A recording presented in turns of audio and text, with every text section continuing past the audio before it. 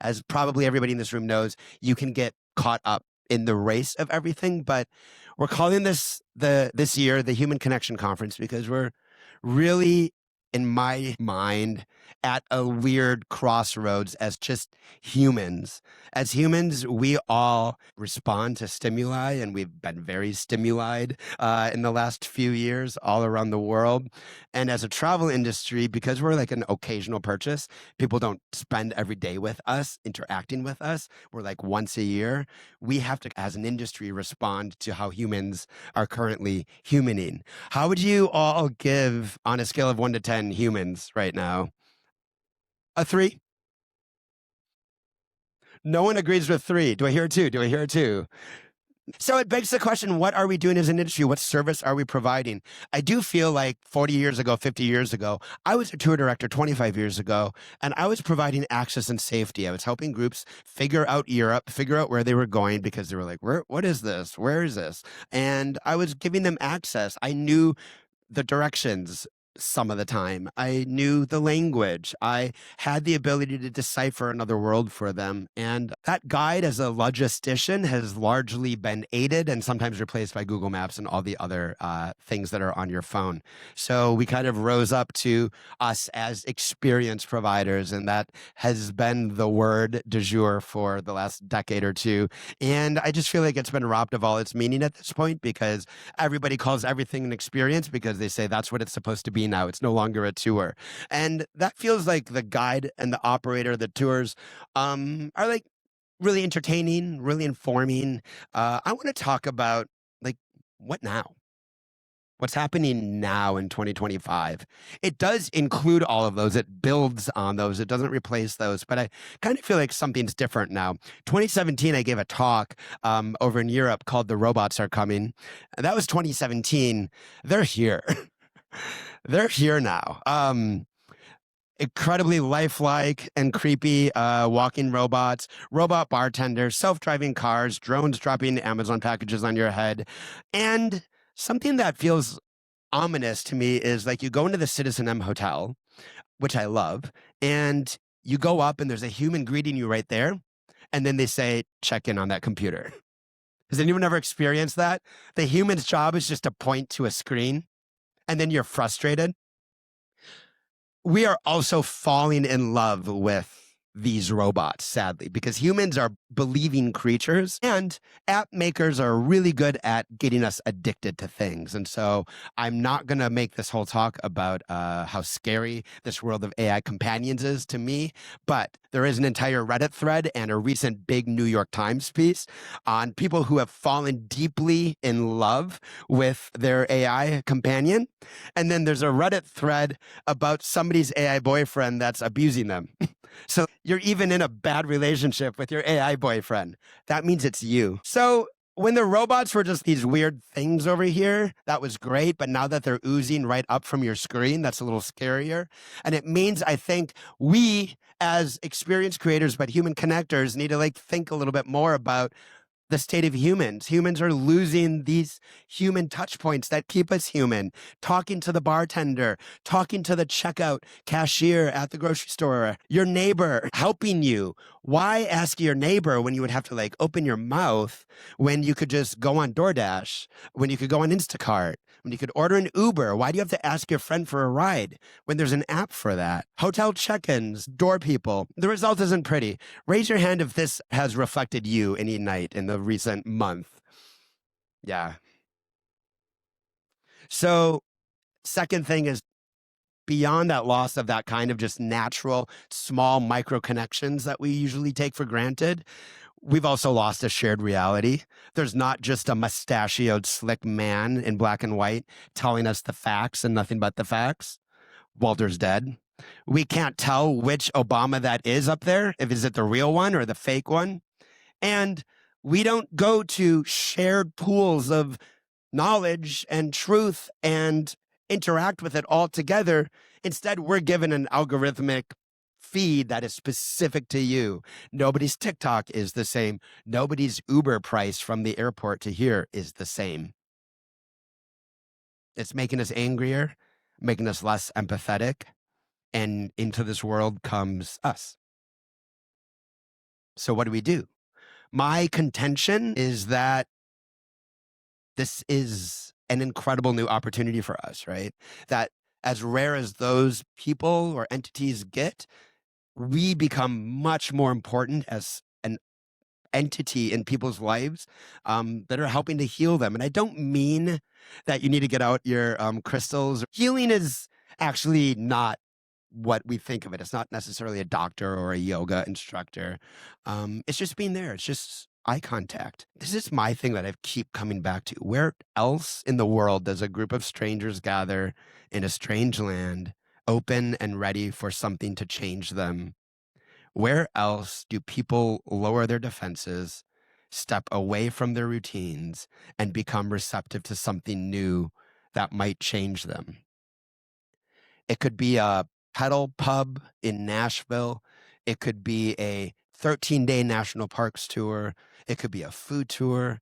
Where else do strangers gather now that are gathering because it's a good mood and not because it's a protest or because it's, something enraging? It means the shape of gathering changes. Peter and Chris and I and Don took this tour. Obi is getting so much publicity from us because I think the last 5 speeches I've given have featured him. For good reason. He gave us a great 3-hour food tour. The first 90 minutes was him taking us to a bunch of stops. They were really great storytelling. But by the 8th stop in 90 minutes, I said, is this going to be a 16-stop food tour in 3 hours? And I started to get really, really worried. No. For the next 90 minutes, we just sat down and shared a meal. He prompted us with great questions that got us talking about our sense of home, about gentrification, about changing neighborhoods, about our identities. And he ended the tour with handwritten cards to each of us. He just went to the store and got 6 cards. But how emotional, how thoughtful.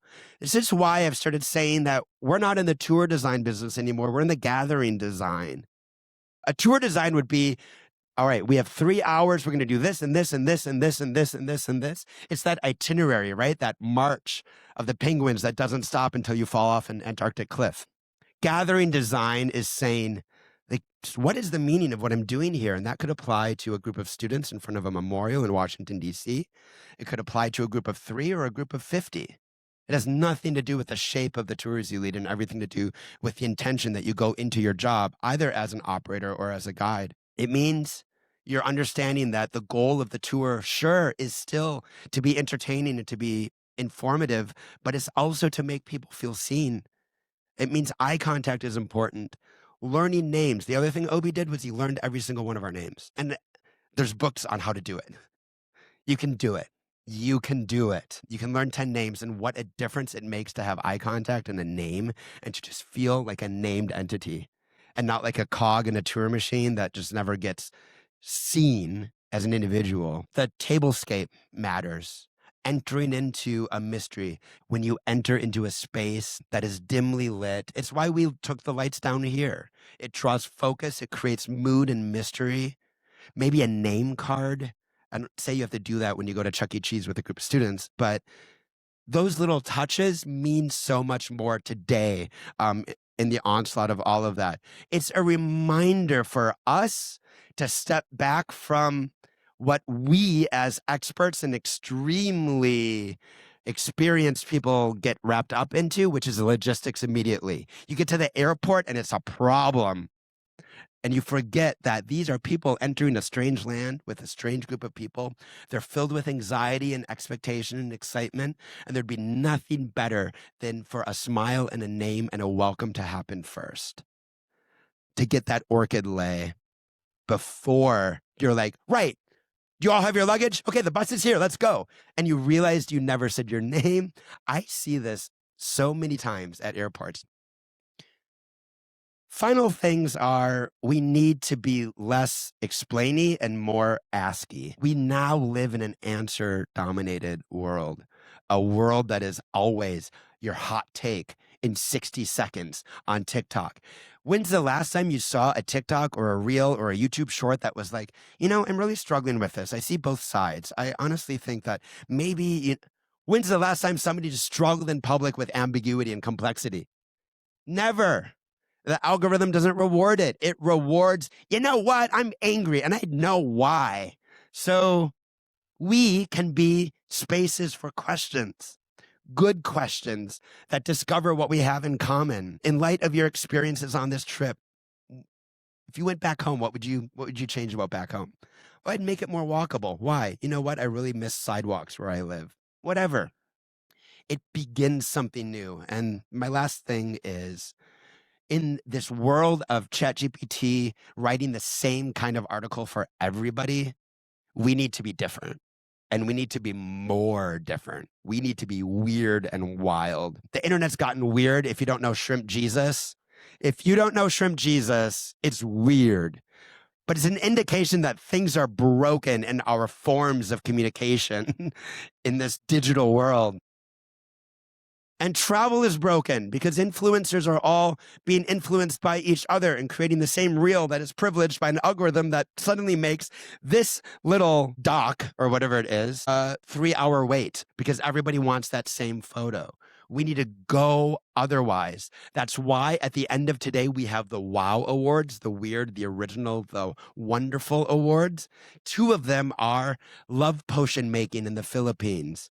And another one is happiness with a hobby horse tour in Helsinki. And in the tour description of that, it says something like, this tour is mainly meant for moms who have had enough. I love that, but that weirdness just draws you in. So our new goal is make our guests say, I never